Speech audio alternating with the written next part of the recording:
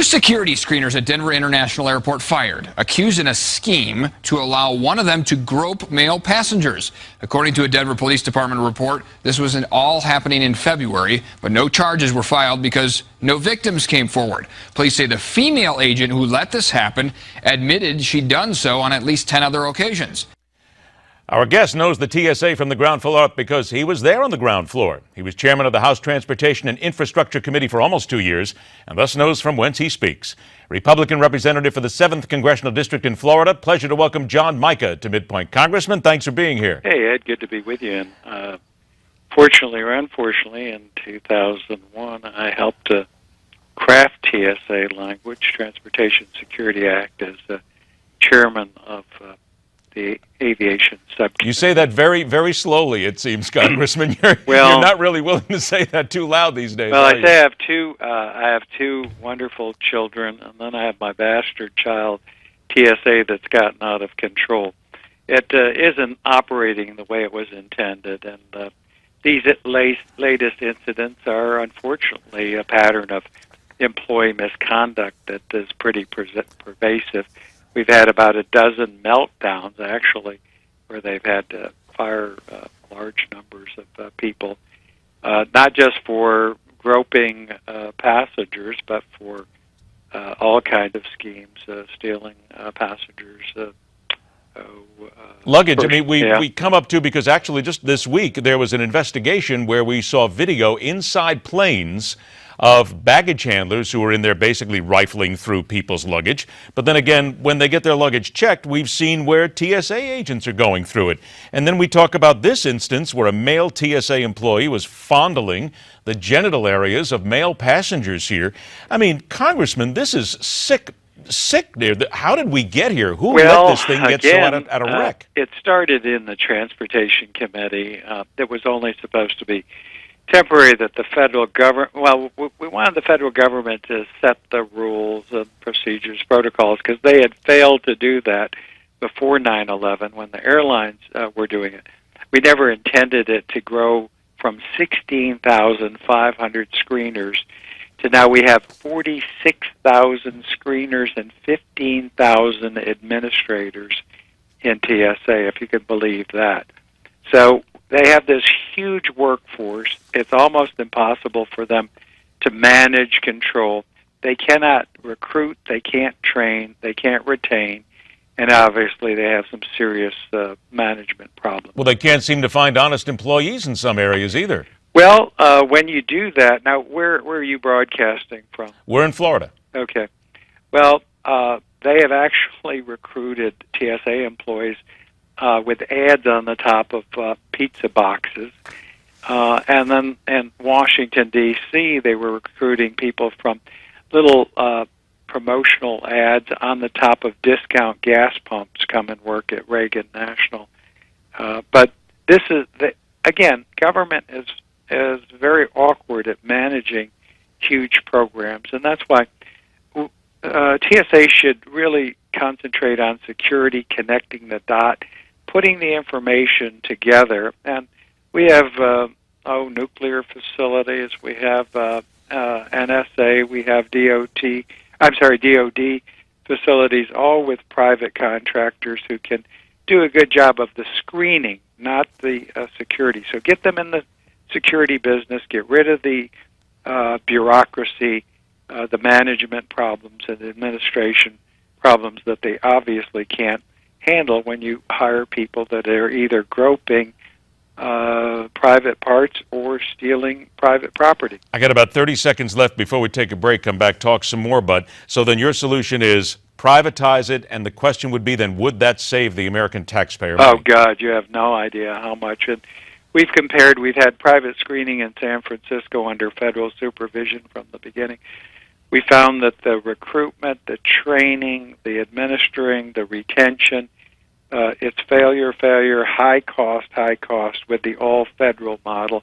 And actually the employees are not as happy because they have to deal with a huge bureaucracy and an agency that is not doing a good job of administration. Government bureaucracy. We unfortunately have one more thing we need to talk about with that right at the core of it. Congressman, please stand by just a couple of moments here. We'll take a break. Thank you. And when we come back, the nation's infrastructure is a bipartisan problem. That bridge doesn't care if you're red or blue, and it decides it has had enough. Our roads are crumbling, and we continue to talk about it, but what are we doing about it? We'll cover that when we come back next, right here on MidPoint.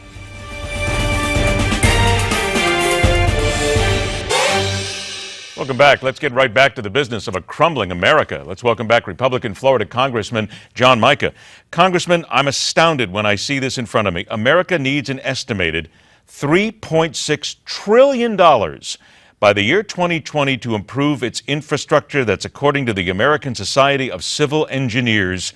How did we let our country fall apart because we've got bridges and roads that are ready to crack at any second? Well, taking care of our infrastructure is not just a federal responsibility, it's also a state and local responsibility. Each level has been,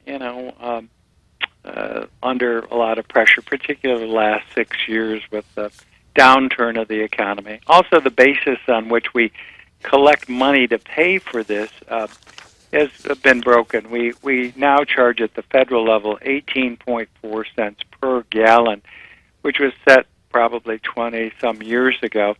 Cars then were getting about 16 miles to a gallon. The average car is getting close to 24 miles a gallon. So cars are actually driving further, tearing up the roads and the infrastructure and paying less. I know that seems hard to believe, but that's the truth. And we also have more vehicles on the road. So we need to revise that way we collect. We're about $15 billion short every year in the Federal Highway Trust Fund. That money collected, 18.4 cents, goes to a trust fund in Washington, and now we're down about $15 billion a year. Congress I was chairman, and we passed a 2.25-year bill. We had to subsidize that some. We used the pension rounding revenue to do that. In May, as the current bill expires, that they'll have to find a way to pay the federal missing share. States have to step up to the plate, though, too, and local people. Well, I think that's just it, Congressman, because when you talk about stepping up to the plate, you've got the American people who'll be saying, wait a minute, we're too taxed now. We're getting ridiculously taxed, Well, and there's so much money out there being wasted by the government. If you just took that waste, maybe you could pay for this. Well, there's no question that that's the case. The trust fund does operate a little bit differently. We don't want to take the money out of general revenue and make people pay for it out of their federal taxes. So you have to find a responsible way for those using it. The other thing in the last bill, and we're doing it here in Central Florida, we said if you add capacity, now I'm not a big fan of toll roads, and I put a ban on tolling any existing interstate lanes. So all the free lanes have to stay free, but to add capacity, they could create a toll road and then pay down when the tolls or pay down the bonds. But I think you see where the American people are going. They'll say, okay, you want to then toll us on the roads. Meantime, we're paying automobile taxes and state taxes and federal taxes. Well, and we still see that huge deficit that's sitting there right now, and the roads are still crumbling. How do we fix this then without reaching into the pocket of the American people anymore? Or can we? Well, two ways. Again, if you want additional capacity, you're going to have to pay for it. We barely pay for maintenance, and we're $15 billion a year short. So here we have the private sector stepping up in Central Florida. They're putting in for widening, increasing the interstate through metropolitan Orlando, toll roads. The free lanes stay free. It gives you capacity, and then you pay down the bond. So that's one way.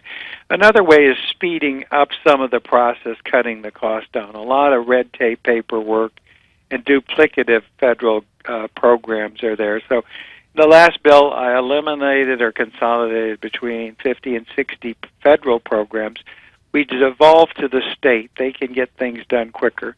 The permitting, we've also whacked and hacked some of the unnecessary hoops that they have to go through. A lot of them are duplicate between federal and state. So we can save money, do more with less.